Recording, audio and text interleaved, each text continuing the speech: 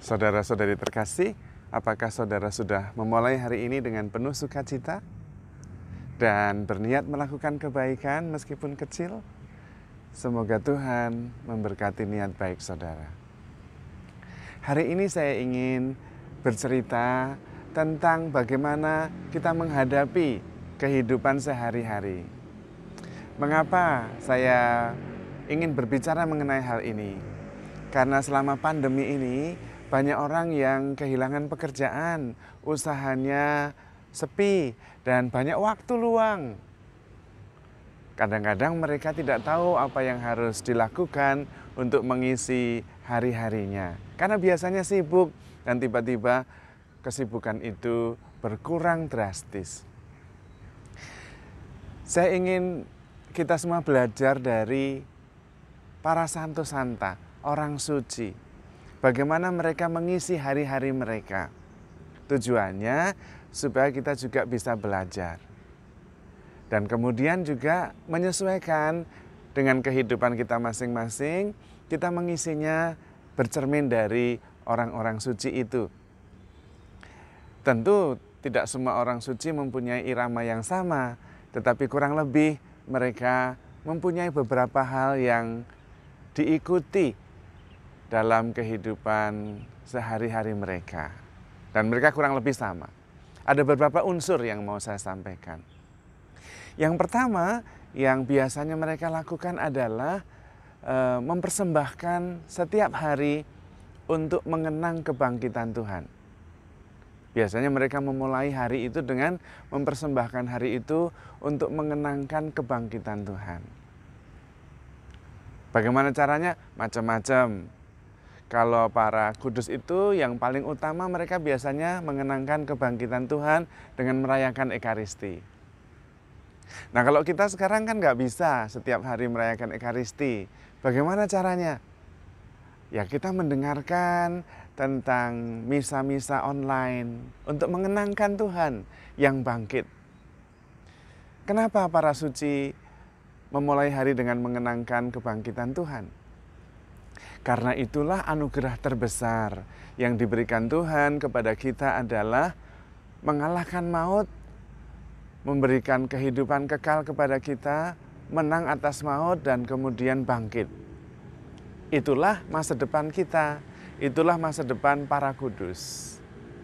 Jadi para kudus itu meletakkan seluruh hari dalam konteks kebangkitan Tuhan. Maka para kudus itu selalu berpengharapan apapun yang terjadi. Karena mereka selalu mempersembahkan setiap hari untuk mengenangkan kebangkitan Tuhan. Dengan merayakan Ekaristi mereka tentu, karena pada waktu itu tidak ada pandemi.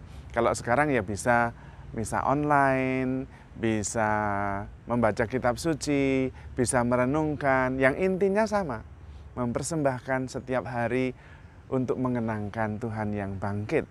Tuhan yang sudah menang, yang sudah memberikan kehidupan, yang menjanjikan harapan di masa depan. Yang kedua, mereka biasanya membaharui diri. Setiap hari mereka berniat membaharui diri. Sesudah mempersembahkan diri, mempersembahkan hari untuk mengenangkan kebangkitan Tuhan, mereka berniat hari ini lebih baik daripada hari kemarin. Hari ini lebih inspiratif dari hari kemarin. Hari ini lebih bahagia dari hari kemarin. Hari ini lebih produktif dari hari kemarin. Hari ini lebih penuh cinta daripada hari kemarin. Jadi mereka itu berusaha membaharui diri setiap hari. Yang ketiga, mereka berusaha menemukan Tuhan di mana-mana. Terutama di wajah orang miskin dan menderita. Mereka selalu berusaha seperti itu. Tetapi tidak berarti harus mencari orang miskin. Tidak. Yang membutuhkan itu banyak. Ada yang sakit, mereka membutuhkan penghiburan. Ada yang keluarganya meninggal, mereka membutuhkan doa, kekuatan, ketabahan. Dan mereka menemukan Tuhan di antara saudara-saudaranya yang membutuhkan itu. Kemudian Kalau mereka merasa ada orang-orang yang tidak suka dengan dia, memusuhi dia, mereka berusaha untuk hidup berdamai dengan semua orang. Minimum mereka tidak membalas yang jahat dengan yang jahat. Nah, itu dia. Ya, jadi itulah kurang lebih yang mereka lakukan setiap hari. Mereka tidak berarti lalu tidak bekerja. Bekerja, tetap bekerja. Para kudus itu ada yang biarawan-biarawati, tapi juga ada yang petani, ada yang pedagang, ada yang pengusaha, ada para kudus itu. Ada yang jabatannya tinggi, ada. Ada orang biasa, banyak. Jadi mereka itu tetap mengerjakan pekerjaannya sehari-hari, tetapi mendasarinya dengan apa yang tadi saya sampaikan itu.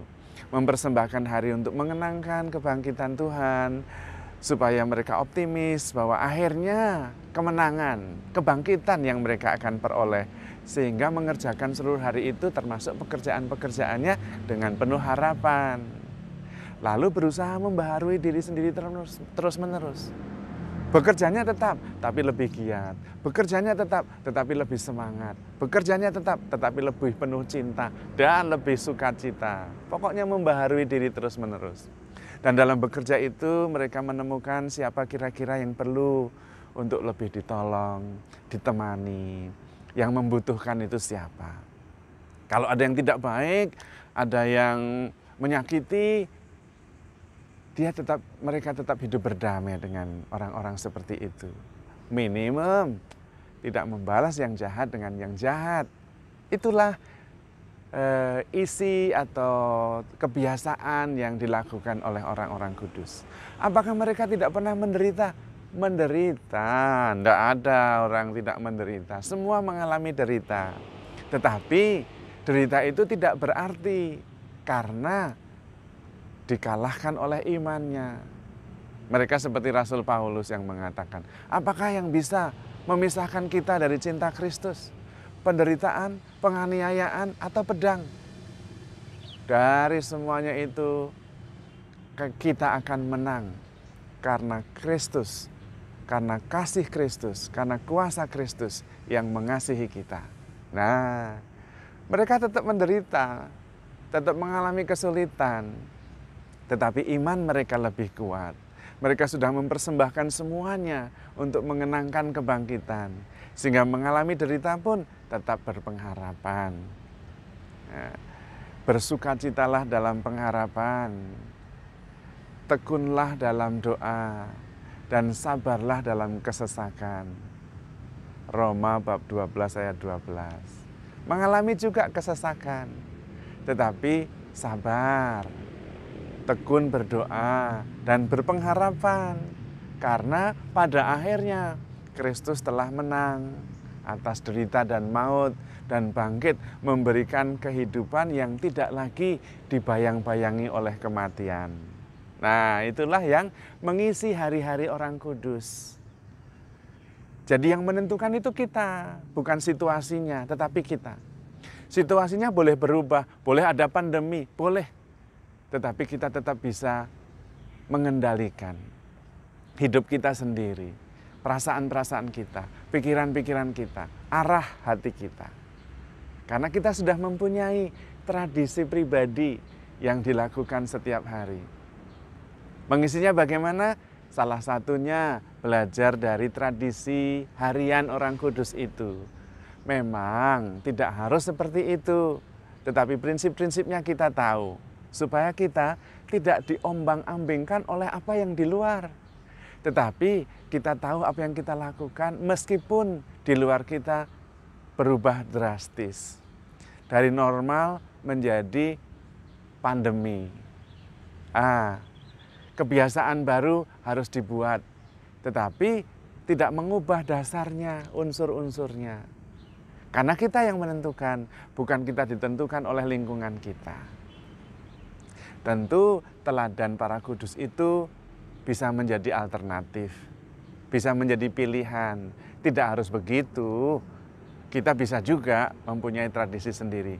Tetapi paling tidak tradisi harian yang sudah dilakukan oleh para kudus itu sudah terbukti menguduskan mereka.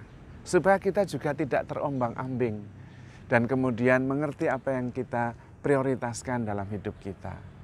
Tetapi di semuanya itu yang terutama penting adalah kita makin bahagia, kita makin berpengharapan, kita makin inspiratif, dan makin menjadi berkat bagi banyak orang.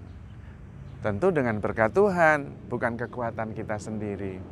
Kalau kita lemah, kita datang kepada Tuhan.